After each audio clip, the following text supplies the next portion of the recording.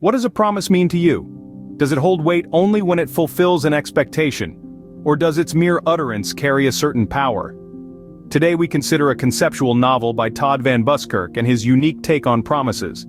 Van Buskirk's narrative, or rather the enigma of it, revolves around the concept of promises. For example, she promises there are 24 pages between pages 201 and 226. These promises, intriguingly enough, pertain to the number of pages between specific page numbers in his book.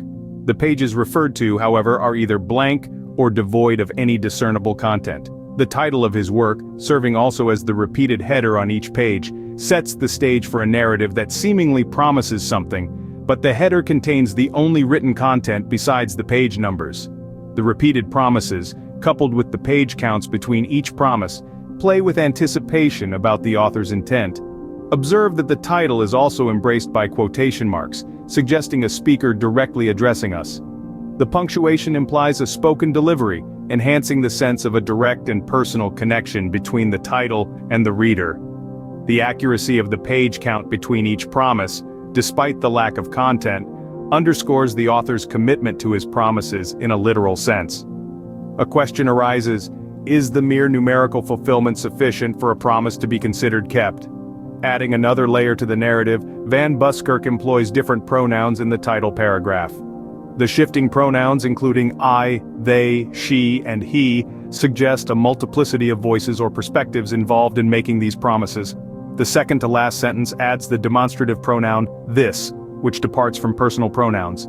This shift adds a layer of abstraction. Finally, the final sentence introduces the pronoun their, emphasizing the existence of a promise, rather than attributing it to a specific person or entity. This creates a sense of ambiguity of this overarching promise and who, if anyone, is responsible for it. Van Buskirk's novel resonates with the speech act theory, which explores how language can become performative, going beyond describing reality. The promises in his work become performative acts, actively engaging readers and shaping their interaction with the text. This theory, developed by philosophers like J.L. Austin and John R. Searle, provides context to Van Buskirk's use of promises. John Searle's concept of illocutionary force becomes relevant. If a performative formula like I promise is an illocutionary force indicator, it serves to make explicit the force behind the speaker's utterance. In the context of this novel, we're left to wonder what kind of force or action is being invoked through promises of specific page intervals. So to summarize the main points discussed today, this novel explores the concept of promises in an unconventional way, using the number of pages between specific page numbers to provoke thought. This work juxtaposes the technical fulfillment of a promise with the expectation of content, raising questions about the nature and validity of promises. By incorporating speech act theory, these promises become performative acts.